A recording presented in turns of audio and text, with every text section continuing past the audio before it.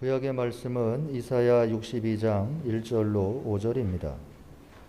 나는 시온의 의가 빛같이 예루살렘의 구원이 횃불같이 나타나도록 시온을 위하여 잠잠하지 아니하며 예루살렘을 위하여 쉬지 아니할 것인즉 이방 나라들이 내 공의를 뭇 왕이 다 내 영광을 볼 것이요 너는 여호와의 입으로 정하실 새 이름으로 일컬음이 될 것이며 너는 또 여호와의 손에 아름다운 관 내 하나님의 손의 왕관이 될 것이라.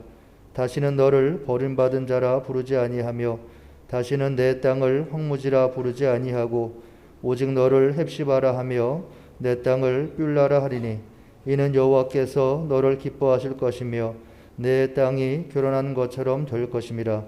마치 청년이 처녀와 결혼함같이 내 아들들이 너를 취하겠고 신랑이 신부를 기뻐함같이 내 하나님이 너를 기뻐하시리라. 아멘. 서신서의 말씀은 고린도전서 12장 1절로 3절입니다. 형제들아, 신령한 것에 대하여 나는 너희가 알지 못하기를 원하지 아니하노니 너희도 알거니와 너희가 이방인으로 있을 때에 말 못하는 우상에게로 끄는 그대로 끌려갔느니라.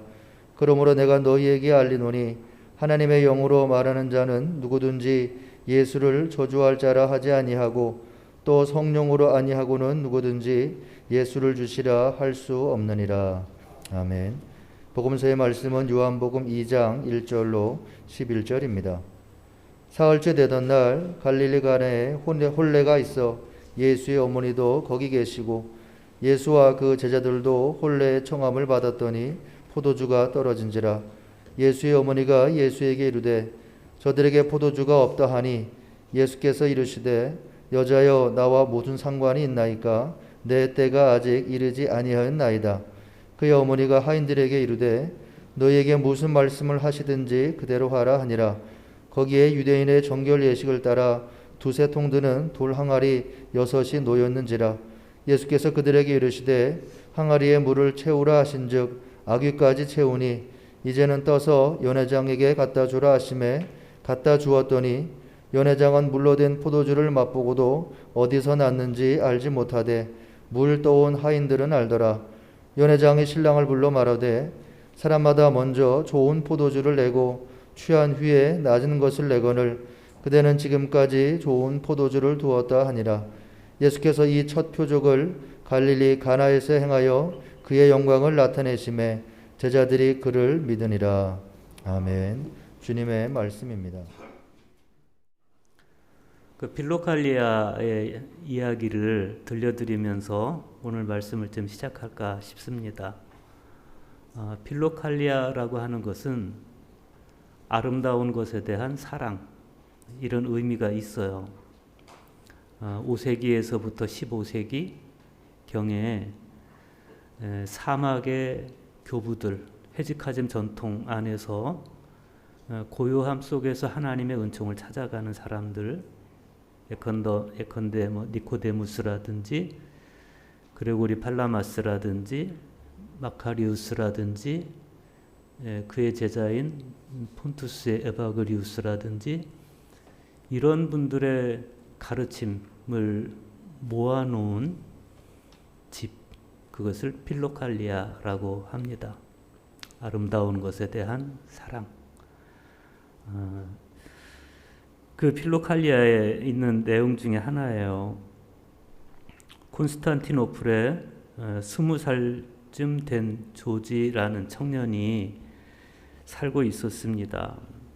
아주 잘생긴 미남이었는데 그러나 걸음걸이와 태도와 행동거지가 자기를 과시하는 듯 해서 그저 표면만 보고 사람을 판단하는 사람들에게는 좀 좋지 않은 추측을 하게 만드는 사람이었습니다. 어느 날 콘스탄티노플의 한 성직자가 이 청년에게 신앙인이 지켜야 할 수칙, 그리고 성 마가가 저술한 영적 법칙에 관한 책을 선물해 주었습니다. 이 청년이 집중해서 그 책을 통독했고 그러면서 영적으로 큰 유익을 얻었습니다. 특히 세 가지 단락이 이 청년의 마음에 깊은 감명을 줬습니다. 첫째는 영혼의 병낫기를 원한다면 양심에 주의를 기울이고 양심이 말하는 대로 행동하십시오. 그것이 유익할 것입니다. 였습니다. 둘째는 계명을 실천하기도 전에 성령의 은혜를 받으려 하지 말고 계명에 순종함으로써 성령에 의하여 활력을 얻으십시오. 였습니다. 세 번째는 영적인 이성을 획득하지 못한 채 표면적으로 기도하기보다는 내면의 눈을 떠서 주님의 아름다움을 보십시오. 청년은 스승이 준 규칙을 실천하는 것 외에는 다른 일을 행하지 않았습니다. 그런데 얼마 후에 자신의 양심이 청년에게 이렇게 물어요. 이렇게 말합니다. 더 많이 무릎 꿇고 몇 편의 시편을 더 낭송하고 가능한 한 주 예수 그리스도시여 나를 불쌍히 여기소서라고 기도하라. 청년은 이 마음의 소리에 복종했고 마음의 소리가 하나님의 명령이라고 여겨서 양심, 마음이 제안하는 것을 다 실천에 옮겼습니다. 이후로 청년의 기도의 분량은 엄청나게 증가했습니다. 서서 기도할 때는 두 발을 붙이고 움직이지 않았고 마음으로 슬퍼하고 눈물을 흘리면서 기도했습니다. 어느 날 기도하는데 위로부터 밝고 거룩한 빛이 내려와서 자신의 방을 가득 채웠습니다. 그때 청년은 초본질적인 비단에 융해되어서 마치 자신이 빛이 된 것처럼 느꼈습니다. 그런데 그 감격이 마냥 지속된 것은 아니었어요. 언제부턴가 이 청년은 어둠과 무감각에 빠지게 되었고 하나님께 말했던 것을 하나도 기억 못하게 되었습니다. 오히려 전보다 더 큰 악에 빠졌고 주님의 말씀을 전혀 듣거나 이해한 적이 없는 것 같은 상태까지 빠지게 되었습니다. 그렇지만 훗날 이 청년이 이렇게 고백합니다. 나는 태만 때문에 깊은 지옥에 빠졌지만 그러나 하나님께서 말할 수 없는 자비를 베푸셔서 나를 망상에서 끌어내시고 깊은 악에서 끌어올려 주셨습니다. 온전한 회심과 변화 속에서 한결같은 그리스도인으로 살아간다는 것이 얼마나 힘든 것인지를 우리는 이 청년의 사례를 통해서 봅니다. 우리 역시도 이 청년과 유사한 그런 갈등을 갖지 않을 수 없어요. 어떤 때는 은혜와 감격 속에서 성결한 그리스도인의 모습으로 살아가지만 또 어떤 때는 세상 공격에 마음이 꺾여서 깊은 태만에 빠질 때도 있습니다. 그래서 교부들은 아케디아, 영적 태만을 그토록 경계했던 것 같아요. 이런 우리 자신을 어떻게 해야 할까? 우리는 오늘 성서 일과의 말씀들을 읽으면서 모든 그리스도인의 실존적 과제인 이 물음에 대한 성서적 대답을 헤아려 볼 수 있습니다. 오늘 복음서에서 우리는 예수님의 공생의 첫 번째 이적이신 가나 혼인잔치집에서 물이 포도주로 변화된 현장을 봅니다. 이 기적을 요한은 표적, 세메이온, 표적이라고 불렀어요. 표적이란 이적이나 기적을 넘어서 그 안에 어떤 의미나 메시지를 담고 있는 것을 표적이라고 합니다. 이 표적은 순전히 예수 그리스도로 말미암은 것이고, 이 표적을 통해서 물이 포도주로 변화된, 사실은 예수 그리스도로 말미암아 변화된 모든 것은 처음 상태보다 우수하다는 것을 보여줘요. 그런가 하면 구약 성경에서 이사야 선지자는 이스라엘을 향해서 다시는 내 땅을 황무지라 부르지 아니하고 오직 너를 헵시바라 하며 내 땅을 뷸라라 할 것이다. 그렇게 이스라엘의 새 이름을 제시해 줍니다. 헵시바는 나의 기쁨이 그녀 안에 있다라는 뜻이고, 그래서 너희가 전에는 황무지였지만 이제는 하나님의 기쁨이 될 것이다, 이런 의미. 뷸라는 결혼한 부인이란 뜻인데 예수 그리스도의 신부된 교회를 의미합니다. 황무지와 같은 마음의 사람도 하나님께서 일구시면 예수님의 신부요 하나님의 기쁨이 된다. 그런가 하면 서신서에서 사도 바울은 고린도 사람들이 이방인으로 있으면서 말 못하는 우상에 이끌려 다닐 때 그때의 상태와 성령으로 말미암아 예수를 주라고 주님이시라고 고백하면서 그리스도 안에서 살아갈 때를 비교해서 보여줍니다.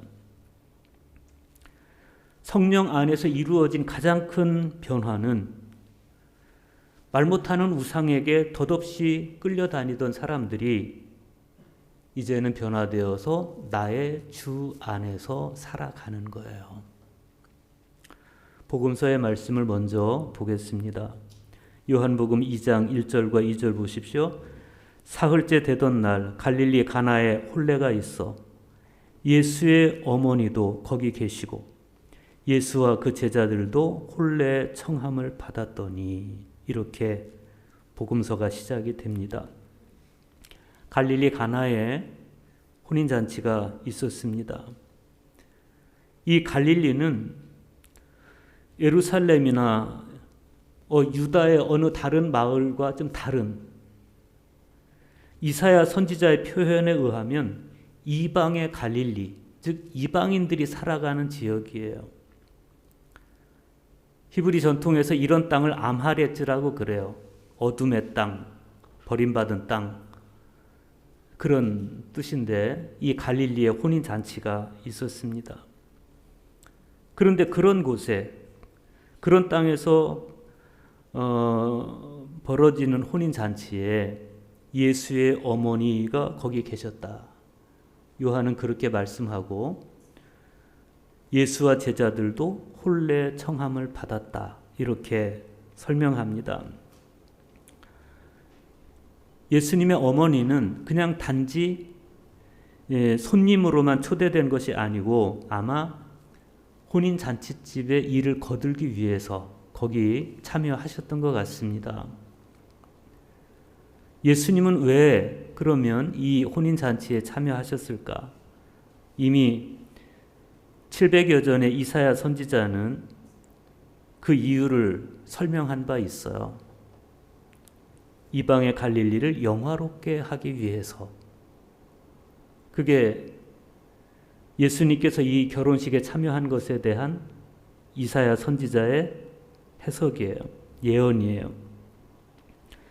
그래서인지 요한은 이 이방인 마을에서 벌어진 혼인잔치의 이야기를 이례적일 만큼 자세하게 보도합니다. 대개 요한복음의 문체가 간결하기 때문에 독자들은 사흘째 되던 날이라는 어떤 시기에 대한 소개, 또 돌항아리 크기에 대한 소개, 또 돌항아리의 개수까지 자세하게 묘사한 이 사건에 큰 관심을 갖지 않을 수가 없었습니다.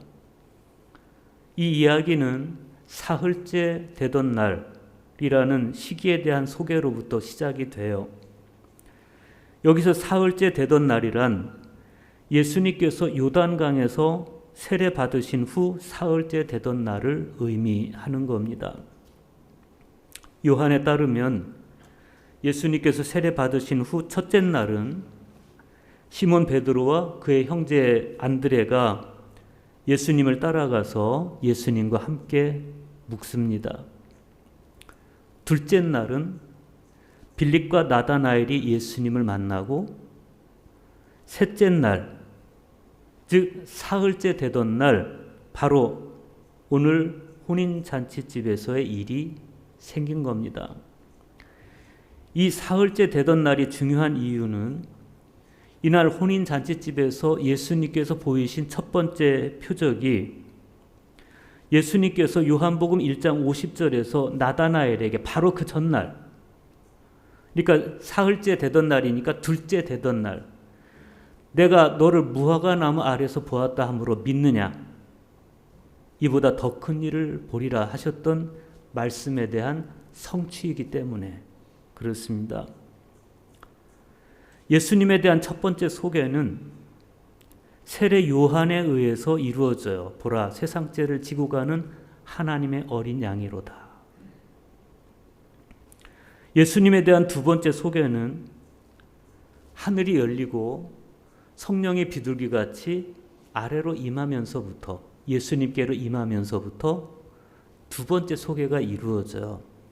이는 내 사랑하는 아들이요 내 기뻐하는 자라. 그리고 세 번째 소개는 예수님께서 갈릴리 가나의 혼인잔치집에서 표적을 통해서 드러내시는 겁니다. 3절 말씀을 보십시오. 포도주가 떨어진지라, 이렇게 상황 설정이 돼 있어요. 포도주가 떨어진 것으로부터 예수님의 첫 번째 이적 사건이 시작이 돼요. 그때 예수의 어머니가 예수님에게 말씀합니다. 저들에게 포도주가 없다. 어머니 마리아는 포도주가 떨어진 이 순간 많은 생각을 한 것 같아요. 초대받은 사람으로서의 책임감도 느껴지고, 그래서 아들에게 도움을 요청해야 되겠다 이렇게 생각을 한 것 같습니다. 어쩌면 마리아는 당신 아들의 신성, 관대함, 그것이 드러날 수 있는 가장 좋은 기회라고 생각했을지도 모르겠어요. 그러니까 이 난처한 일을 아들 예수에게 부탁할 만큼 이미 어머니 마리아에게는 아들의 신성에 대한 믿음이 있었다는 것을 우리가 생각해 볼 수 있습니다. 그런데 이 어머니의 요청에 대해서 우리가 좀 긴장하게 되는 건 예수님의 반응이 좀 부정적인 거예요. 여자여, 나와 무슨 상관이 있나이까? 내 때가 아직 이르지 아니하였나이다. 이게 예수님의 대답이에요. 마치 어머니의 대답을, 어머니의 부탁을 무지르시는 것처럼 그렇게 느껴집니다. 그런데 이 말씀을 조금 더 묵상해 보면 예수님께서 당신의 몸을 태어나게 하신 육신의 어머니의 뜻을 무지르셨다기보다는 아직은 당신의 신성을 드러낼 때가 아니다라고 판단하신 것 같아요. 그러니까 육신의 어머니의 뜻보다 당신의 때를 정하신 성부 하나님의 때를 더 중요하게 여겼던 것 같습니다. 예수님의 신성은 육신의 어머니인 마리아로부터 온 게 아니에요. 예수님의 신성은 성부 하나님께로부터 온 거예요. 그리고 예수님의 신성이 여자, 즉 마리아를 만드신 거예요. 예수님께서 그녀의 태에 깃들지 않으셨으면 마리아의 신성도 이루어질 수 없는 것이죠. 그런데 예수님의 이 거절은 전체적인 구조 안에서 보면 이 사건의 절반에 불과해요. 나머지 절반은 어머니 마리아의 관심사 속에 있습니다. 오늘 말씀은 마리아의 도발로 이어집니다. 5절 보십시오. 그의 어머니가 하인들에게 이르되 너희에게 무슨 말씀을 하시든지 그대로 하라. 어쩐 일인지 어머니 마리아도 물러서질 않아요. 여자여, 나와 무슨 상관이 있나이까? 내 때가 아직 이르지 않았습니다. 라고 말씀하셨으면 그냥 물러설 법도 한데 물러서지 않아요. 예수님은 하나님의 때가 아직 아닙니다. 라고 말씀하시지만 어머니 마리아는 생각이 달랐던 것 같아요. 아니, 사람들이 곤경에 처해 있는 이 때가 하나님의 뜻이 아니면 언제가 하나님의 뜻이냐, 이렇게 생각했을 수도 있겠죠. 저는 이 부분에서 감동을 받았습니다. 예수님께서 더 이상 어머니의 때이른 성급함을 거스르지도 제지하지도 않으시고 순종하세요. 예수님은 일꾼들에게 항아리마다 물을 채우라고 말씀하시고 그것을 떠다가 연회장에 갖다 주라고 말씀하십니다. 포도주가 떨어져서 난감해하던 연회장은 갑자기 등장한 포도주에 놀랐고 그 맛이 너무 좋아서 한 번 더 놀라요. 이 말씀은 우리에게 많은 것을 생각하게 해줍니다. 때때로 곤경에 처한 형제나 이웃을 볼 때 우리가 해야 할 일이 어머니 마리아처럼 예수님 마음 안에 있는 그 사랑을 신뢰하고 예수님의 사랑에 재촉하고 조르고 하면서 주님의 사랑이 곤경당한 모든 사람에게 나타나도록 하는 것, 그것이 우리의 의무이고 책임이겠다. 그런 생각을 하게 됩니다. 예수님은 분명히 당신의 때가 아니라고 말씀하셨지만 그러나 때에 대한 당신의 생각을 접고 어머니의 마음을 받아들입니다. 가인 로마누스의 찬가집에 보면 어머니와 아들 사이에 이런 감동적인 대화가 오갑니다. 마리아가 말합니다. 얘야, 대답해다오. 시간을 측량하여 통제하는 나의 아들이자 주님이시여. 너는 어찌하여 시간을 기다리고 있는 것이냐? 계절의 구분을 정해놓은 네가 어찌하여 계절을 기다리는 것이냐? 어찌하여 내가 청한 기적을 행할 때를 기다리는 것이냐? 예수님의 대답은 이렇습니다. 공경하올 동정녀시여, 당신께서 말씀하시기 전에 그들에게 포도주가 떨어지기 시작했다는 것을 저는 이미 알고 있었습니다. 저는 이 일을 해결하려는 어머니의 마음을 다 알고 있습니다. 거룩한 어머니, 기다림의 의미를 배우십시오. 그러나 부모는 자녀에게 공경받는 것이 당연하므로 어머니, 당신께 순종하겠습니다. 이 순종과 예수님 가슴 안에 있는 사랑이 혼인 잔치집에서 나타난 것, 그것이 오늘 말씀이에요. 연회장의 반응이 이랬습니다. 사람마다 먼저 좋은 포도주를 내고 취한 후에 낮은 것을 내거늘 그대는 지금까지 좋은 포도주를 두었도다. 이 말씀의 전체 흐름 속에서는 좀 안 맞는 것 같긴 하지만 저는 이 말씀을 묵상하면서 그런 생각을 해봤어요. 우리 그리스도인들이 그래야 하지 않을까. 세상 사람들이 우리를 보면서 내가 세상살이에 취해서 참된 신앙인을 보지 못했는데 하나님은 지금까지 좋은 그리스도인을 남겨두었군요. 여러분을 보면서 세상 사람들이 그렇게 말할 수 있다면, 그런 감동을 가질 수 있다면 얼마나 좋겠습니까? 우리가 그리스도인다워질 때, 교회가 교회다워질 때 사람들은 그렇게 감동하는 거예요. 그런데 이런 감동은 그냥 주어지는 게 아니에요. 물이 포도주로 변하듯이 내 악한 본성이 예수님을 통해 새로워지는 단호한 변화가 있을 때 그 변화된 우리를 보면서 사람들은 그렇게 감동을 하는 겁니다. 물이 변해서 포도주가 되는 것은요, 작은 변화가 아니에요. 이 변화는 본질적인 변화예요. 그냥 물이 조금 변해서 포도주 맛을 내는 물이 된 게 아니에요. 완벽하게 포도주로 변한 거예요. 물이 포도주가 된 거예요. 존재의 변화예요. 우리 그리스도인들에게 요청되는 건 존재의 변화예요. 예전보다 조금 좋아진 상태가 아니에요. 전과 지금이 완벽하게 다른 거예요. 그런 부분들에 대해서 잠시 후에 구약 성경을 통해서 더 생각해 보겠습니다. 그리스도를 통해서 우리도 존재의 변화를 경험합니다. 그리스도로부터 비춰온 밝은 빛, 거룩한 빛이 우리의 내면에 비춰들고 그 빛이 우리 내면을 가득 채우면 그리스도인 역시도 존재의 질적 변화를 맞이하는 겁니다.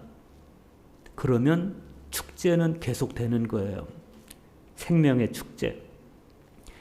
이 축제적인 삶이 회복되는 것을 일찍이 이사야 선지자는 이렇게 예언했습니다. 이사야 62장 1절에서 3절 보십시오. 나는 시온의 의가 빛같이 예루살렘의 구원이 횃불같이 나타나도록 시온을 위하여 잠잠하지 아니하며 예루살렘을 위하여 쉬지 아니할 것인즉 이방 나라들이 내 공의를 뭇 왕이 다 내 영광을 볼 것이요 너는 여호와의 입으로 정하실 새 이름으로 일컬음이 될 것이며 너는 또 여호와의 손의 아름다운 관 네 하나님의 손의 왕관이 될 것이라. 바벨론 포로 생활에서 돌아온 유다 백성들의 눈에 조국 예루살렘의 옛날의 영광이 다 사라져버린 참담한 폐허를 드러낸 그 모습은 너무 기가 막힌 모습이었습니다. 유다 백성들은 슬픔에 잠기고 말았습니다. 그런 유다 백성들을 향해서 이사야 선지자가 오늘 구약의 말씀을 노래를 불러주고 있는 거예요. 비록 지금은 시온이 슬픔에 잠겨 있지만 그러나 하나님께서 구원의 빛을 횃불같이 비추실 것이다. 그리고 예루살렘은 하나님의 손에 들려있는 화려한 왕관처럼 빛날 것이다. 이사야는 계속 이렇게 노래합니다. 다시는 너를 버림받은 자라 부르지 아니하며 다시는 내 땅을 황무지라 부르지 아니하고 오직 너를 헵시바라 하여 내 땅을 뷸라라 하리니 이는 여호와께서 너를 기뻐하실 것이며 내 땅이 결혼한 것처럼 될 것이라. 마치 청년이 처녀와 결혼함 같이 네 아들들이 너를 취하겠고 신랑이 신부를 기뻐함 같이 네 하나님이 너를 기뻐하시리라. 헵시바는 내 기쁨은 그녀에게 있다라는 뜻으로 너희는 내 기쁨의 대상이 된다 이런 뜻입니다. 뷸라는 결혼한 부인이란 뜻이에요. 예수 그리스도의 신부된 교회를 의미하는데 예수 그리스도께 나타났던 하나님의 영광이 우리에게 비춰오면 우리는 그렇게 혼인잔치집의 축제를 회복하게 되는 겁니다. 교회는 무엇이고 성도는 누구입니까? 변화를 통해서 축제가 이어지는 곳이 교회이고 거기서 신앙생활을 하는 사람이 그리스도인입니다. 죄를 정결케 해주던 물이 변해서 생명을 살리는 포도주가 되었듯이 죽음의 그늘이 짙게 드리운 세상에서 생명의 축제를 이어가는 곳, 교회예요. 버림받은 자라 혹은 황무지라 불리던 사람들이 하나님의 기쁨이 되고 그리스도의 신부가 되는 곳, 그 존재의 변화 속에서 매일매일의 삶이 축제가 되는 그곳이 교회이고 그 축제 안에 있는 사람들이 그리스도인인 겁니다. 오늘 서신서의 말씀에서 사도 바울은 그 과정을 좀 더 구체적으로 우리에게 설명해 줍니다. 고린도전서 12장 1절과 2절 보십시오. 형제들아, 신령한 것에 대하여 나는 너희가 알지 못하기를 원하지 아니하노니 너희도 알거니와 너희가 이방인으로 있을 때 말 못하는 우상에게로 끄는 그대로 끌려갔느니라.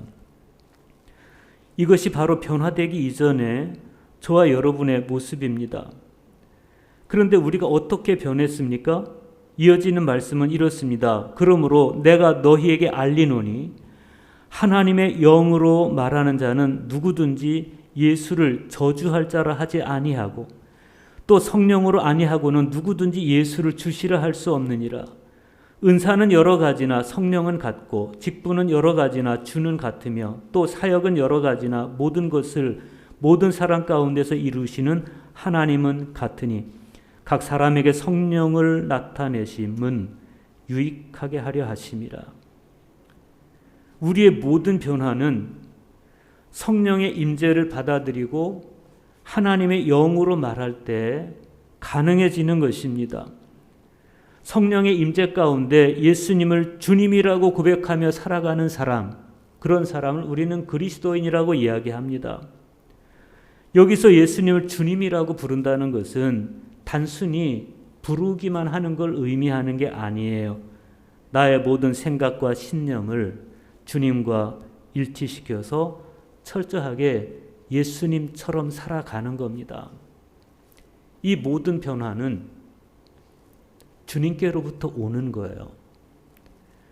주님의 빛이 나에게 비춰오면 황무지와 같고 버림받은 땅과 같은 우리가 하나님의 기쁨이 되고 하나님의 노래가 되는 거예요. 우상에게 끌려다니던 비참한 인생이 그에게 성령의 빛이 비춰오면 그 영혼은 성령에 이끌려 살아가는 아름다운 영혼이 되는 거예요. 영혼의 광합성이 일어나는 거예요. 민헨에서 바이올린 제작 아틀리에를 운영하고 있는 마틴 슐레스케라는 분이 가문비 나무의 노래라는 책에서 정신의 광합성이란 이야기를 들려줍니다. 나무의 잎은 하나하나가 모두 공장입니다. 그 공장에서 보이지 않는 빛이 에너지로 바뀝니다. 이것이 바로 광합성이지요. 대기 중에 보이지 않게 존재하던 탄소는 광합성을 통해 눈에 보이는 물질이 됩니다. 이렇게 태양 에너지는 삶 속에 스며들고 생명이 됩니다. 하느님이 우리에게 빛을 비출 때 우리 안에서도 정신의 광합성이 일어납니다. 그것은 하느님의 빛이 우리 안에서 구체적인 삶으로 변하는 거룩한 과정입니다. 그러나 하느님은 우리에게 억지로 빛을 비추지 않습니다. 하느님의 영은 우리의 뜻을 존중합니다.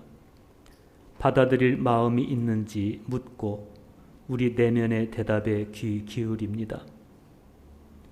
우리가 어둠 속에서 마음을 닫고 있으면 억지로 강요하지 않습니다.